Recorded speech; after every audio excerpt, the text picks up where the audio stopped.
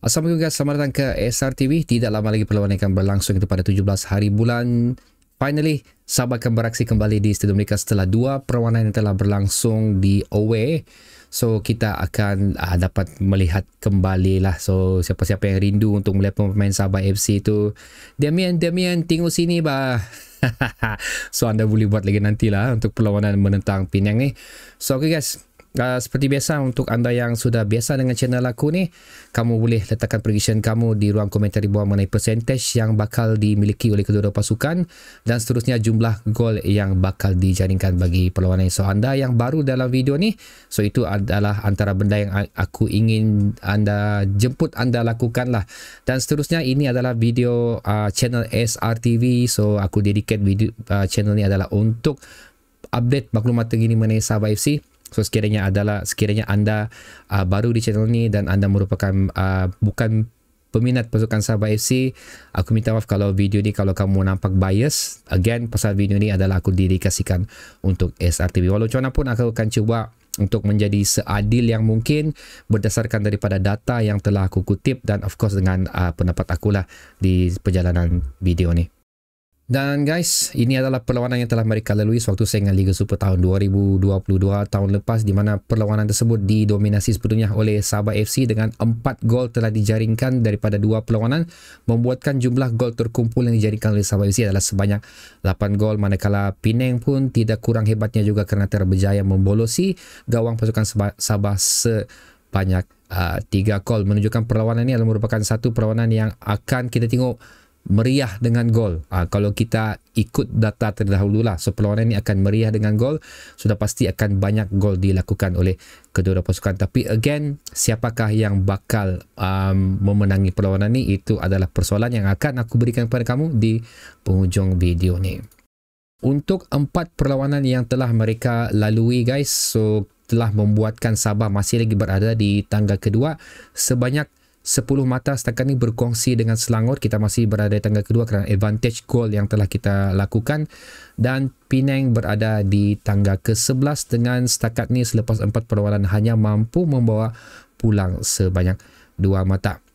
So, kalau kita tengok dari segi prestasi yang telah ditampilkan oleh kedua pasukan selepas 4 perlawanan yang telah mereka lalui, walaupun kita tengok Penang di situ belum mencatat sebarang kemenangan, dimulakan dengan 2 perlawanan berakhir dengan keputusan seri, diakhiri dengan 2 perlawanan yang telah membawakan mereka gagal untuk membawa pulang sebanyak mata. Tapi kalau kita tengok tim yang telah mereka tentang lebih kepada tim yang pada mulanya berada di Liga Super. Okey, hanya satu tim yang berada di Liga Perdana, tapi Penang tidak mengambil advantage tersebut. Instead, mereka kalah perlawanan tersebut sebanyak 2 gol berbalas kosong. Manakala Sabah, walaupun nampak cantik sangat rekod tu, belum mencatat sebarang kekalahan selepas 4 perlawanan. Tapi again, kita kena ingat 4 perlawanan pertama yang telah kita menangi adalah tim yang kita temu yang berada di Liga Perdana pada musim sebelumnya. Manakala perlawanan pertama kita sewaktu menentang tim yang sudah berada di Liga Super, diakhiri dengan keputusan yang bukan kita maulah. Dan dikenakan lagi dengan perlawanan itu pun cukup kontroversi yang bagi aku membantutkan sedikit peluang kita untuk mengutip 3 mata seterusnya. Walau macam mana pun, kita kena tengok juga, kita kena akui juga kehebatan pasukan Seri Pahang bagi perlawanan tersebut lah. So, jumlah terkumpul gol yang telah dilakukan oleh Sabah FC setakat ini adalah sebanyak 10 gol, bolos 3, manakala Penang adalah 3 gol, bolos 6. So, walaupun Penang again bukan berada di satu landasan yang seperti mana yang mereka mahukan, dikenakan lagi dengan jumlah bolos yang lebih banyak daripada gol, tapi sekali kita tidak boleh nafikan mereka setakat ini menentang pasukan yang berada di Liga Super.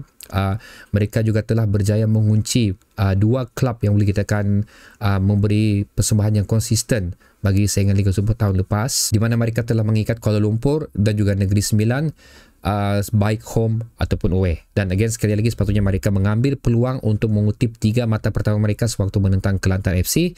Walau macam mana pun, sewaktu menentang Selangor di stadium mereka sendiri, walaupun mereka tewas pada perlawanan tu, tapi aku ada tengok perlawanan ya, bukan full time, sempatlah aku tengok. Aku tidak nafikan apa yang ditampilkan oleh pasukan Penang pun cukup bagus juga. Mereka mampu juga untuk melawan pasukan Selangor ni sebaik yang mungkin.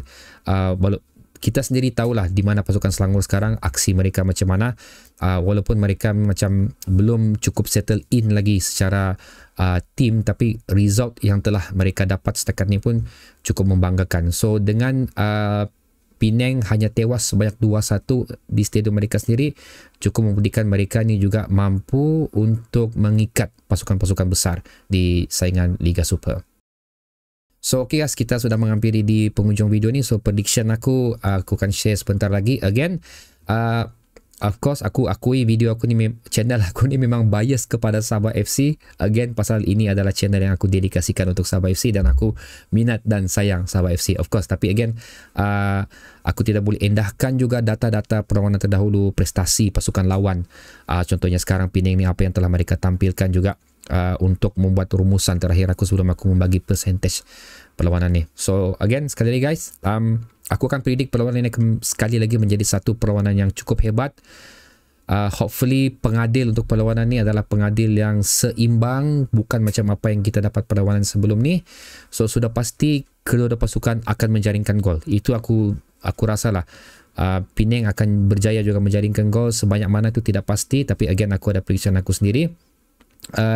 Dan ini bukan merupakan satu perlawanan yang mudah dan juga kemenangan yang mudah untuk Sabah FC. So percentage untuk perlawanan ni aku akan bagi sebanyak 60% untuk Sabah FC dan 40% untuk Penang.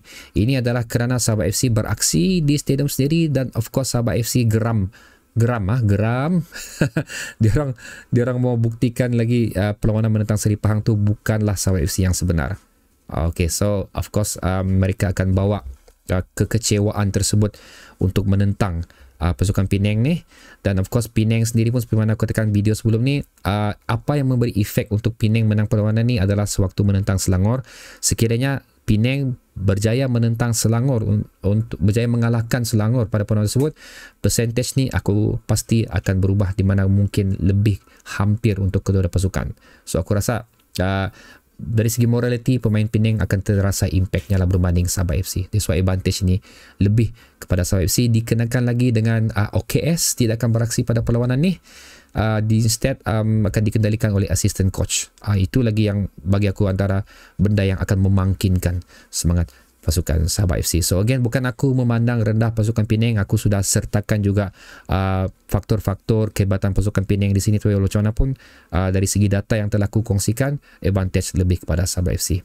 Ya, itulah dia guys. Prediction gol yang bakal dilakukan adalah sebanyak 3 gol berbalas 1. 3 gol untuk Sabah dan 1 gol untuk Penang. So sila letakkan pendapat kamu mengenai perlawanan ni, prediction kamu di ruang komentar di bawah.